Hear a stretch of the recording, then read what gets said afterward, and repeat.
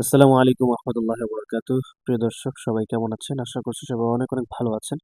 আলহামদুলিল্লাহ আল্লাহর রহমতে আমি অনেক ভালো আছি। দর্শক আজকে আপনাদের সামনে খুব গুরুত্বপূর্ণ একটা বিষয় নিয়ে হাজির হয়েছি। সেটা হলো নামাজে আমরা অনেক সময় ভুল করে থাকি। নামাজের সাহু-সিজদা বিষয় নিয়ে আজকে আপনাদের সামনে আমি আলোচনা করার চেষ্টা করব ইনশাআল্লাহ। তো আলোচনা শুরু করার আগে সকলের কাছে অনুরোধ জানাচ্ছি সকলে অবশ্যই চ্যানেলটি সাবস্ক্রাইব করে দিবেন। ভিডিওটিতে একটা লাইক করে দিবেন। কমেন্টে আপনার মূল্যবান মতামত জানাবেন ইনশাআল্লাহ তাআলা। তো আর কথা না বাড়িয়ে আমরা আমাদের মূল আলোচনার মধ্যে চলে যাচ্ছি। নামাজের কিছু, কিছু ভুলের আ ক্ষতিপূরণের জন্য সাহু-সিজদার বিধান রাখা হয়েছে।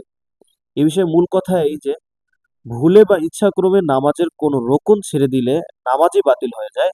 সাহু-সিজদায় তার ক্ষতিপূরণ হয় না, বরং নতুনভাবে নামাজ পড়া ফরজ। নামাজের কোনো ওয়াজিব ইচ্ছাক্রমে ছেড়ে দিলে নামাজ ফাসিদ হয়ে যায়।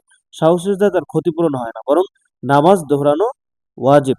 যদি ভুলক্রমে নামাজের কোনো ওয়াজিব ছেড়ে দেয় কিংবা নামাজের ফরজে কোনো পরিবর্তন ঘটায়, তাহলেই শুধু সাহু-সিজদা ওয়াজিব হবে এবং তা দ্বারা নামাজ ক্ষতিপূরণ হবে। সুতরাং যদি ফরজের প্রথম ২ রাকাতে কেরাত পড়া ভুলে যায় এবং শেষ ২ রাকাতে তা আদায় করে, তাহলে নামাজ হয়ে যাবে এবং সাহু-সিজদা ওয়াজিব হবে এবং সাহু-সিজদা কি হবে? ওয়াজিব হবে। কেননা ফরজের যেকোনো ২ রাকাতে কেরাত পড়া হলো ফরজ আর প্রথম ২ রাকাতে পড়া হলো ওয়াজিব।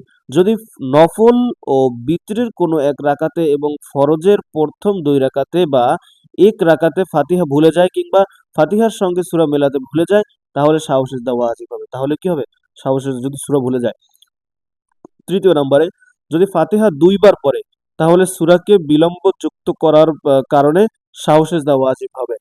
৪ নাম্বার যেটা সেটা হলো যদি কোনো রাকাতে ভুলে এক সিজদা দিয়ে পরবর্তী রাকাতে চলে যায় এবং সেখানে ৩ সেজদা দেয়, তাহলে নামাজ সই হয়ে যাবে। তবে সাহু-সিজদা ওয়াজিব হবে। ৫ নাম্বার নফল, বিতির বা ফরজের ১ম বৈঠকে ফরজের ১ম বৈঠক ভুলে গেলে সাহু-সিজদা ওয়াজিব হবে। যদি ১ম বৈঠক হয় তাহলে কি হবে? সাহু-সিজদা ওয়াজিব হবে। আমরা অনেক সময় আ এমন কিছু ভুল করি, যেই ভুলগুলোতে আসলে নামাজ ভঙ্গ হয় নাই। অর্থাৎ নামাজে আপনার সাহু-সিজদা দরকার নেই। আমরা এমন, এমন সময় আমরা সিজদা দিয়ে ফেলি।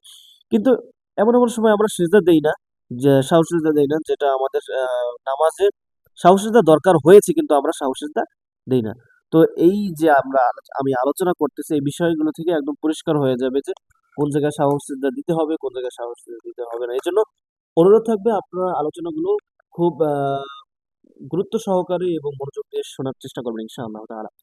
আ যদি তাশাহুদ পড়া ভুলে যায় কিংবা রুকুর আগে যদি তাশাহুদ পড়া ভুলে যায় কিংবা রুকুর আগে বিতরের কুনুত পড়া ভুলে যায় কিংবা কুনুতের তাকবীর ভুলে যায়, তাহলে সাহু সিজদা ওয়াজিব হবে।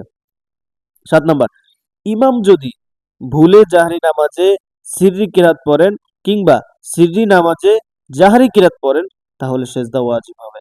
৮ নম্বরে আপনি যদি ১ম বৈঠকে তাশাহুদের পর দুরূদ পড়েন, আপনি যদি ১ম বৈঠকে তাশাহুদের পর দুরূদ পড়েন কিংবা এক রোকন পরিমাণ সময় নীরব বসে থাকেন, তাহলে আপনার উপর সাহু সিজদা ওয়াজিব হবে। সাহু সিজদার সূরাত আসলে সাহু সিজদাটা কেমন হবে? তো এই বিষয়ে আমি আগামী ভিডিওতে আপনাদের সামনে আমি আলোচনা করার চেষ্টা করব ইনশাআল্লাহ। পরবর্তী ভিডিওর জন্য সকলে অপেক্ষা থাকুন এবং সকলের কাছে আমি অনুরোধ জানাচ্ছি অবশ্যই চ্যানেলটি সাবস্ক্রাইব করে দিবেন। আসসালামু আলাইকুম ওয়া রাহমাতুল্লাহি ওয়া বারাকাতুহু।